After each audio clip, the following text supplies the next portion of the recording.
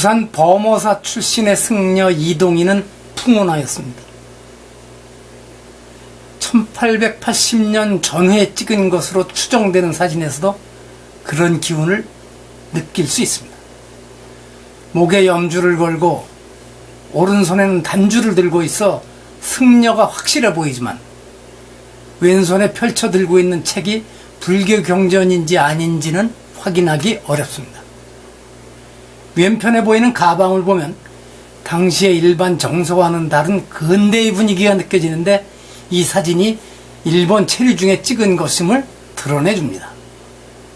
그는 1879년부터 일본 불교 진종 대곡파 승려 오쿠무라가 부산에 세운 포교소를 드나들면서 그와 인연을 맺고 오쿠무라의 주선으로 일본으로 건너가 교토의 혼간지 본원사죠. 에 머물면서 일본어를 배웠으며 1880년엔 도쿄로 거처를 옮겨 지내던 중 수신사 김홍집을 만나 그와 교류를 이어갔습니다.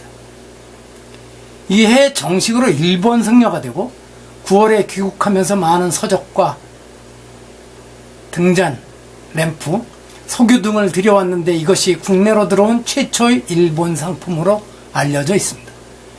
그리고 10월에 일본으로 다시 건너간 뒤 아사노 도진 조야 동인이라는 일본식 이름으로 창씨 개명했는데 이렇게 해서 그는 조선인 창씨 개명 제1호라는 부끄러운 타이틀을 갖게 되었습니다.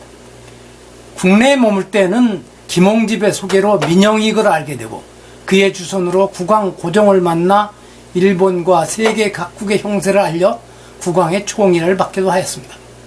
또한 주일 청국공사에게 한미조약 체결을 알선해달라고 요청하여 일본으로 밀파되기도 하였습니다. 뿐만 아니라 1881년에 신사유람돈 파견과 6일춘, 윤치호 등 유학생을 보낸 것도 이동인의 계획에 따른 것으로 확인됩니다. 이동인의 면모를 알려주는 기록은 그가 바람처럼 사라진 뒤 1100여 년이 지난 1980년 영국 정부가 공개한 외교문서 사토 페이퍼에서 나타났습니다. 이 기록을 남긴 어니스트 사토는 이동인이 교토에서 일본 승려로 활동할 무렵 영국 공사관에 근무하던 외교관이었습니다.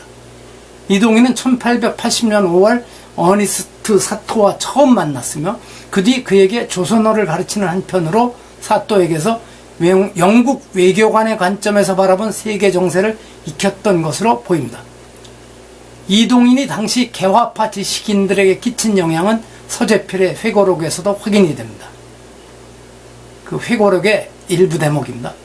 그가 가져온 서적이 많았는데 역사서도 있고 지리서도 있고 물리서와 화학서 같은 것도 있었으며 이렇게 해서 책을 완독한 바 세계의 대세를 거의 알 수 있게 되었다. 여기에서 우리나라도 타국과 같이 민중의 권리를 수립해야겠다는 생각이 솟아났다.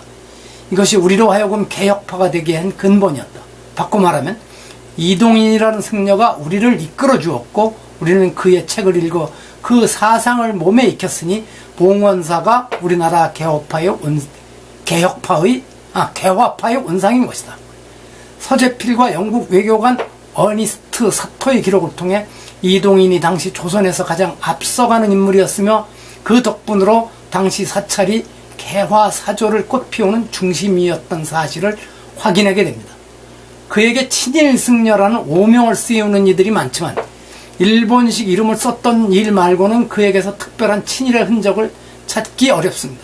어쨌든 그가 승려 신분으로 한국의 근대를 개척한 선각자였음이 분명한데 그 앞에 위대한이라는 수식어를 붙이기에는 왠지 어색한 이유가 무엇일까요?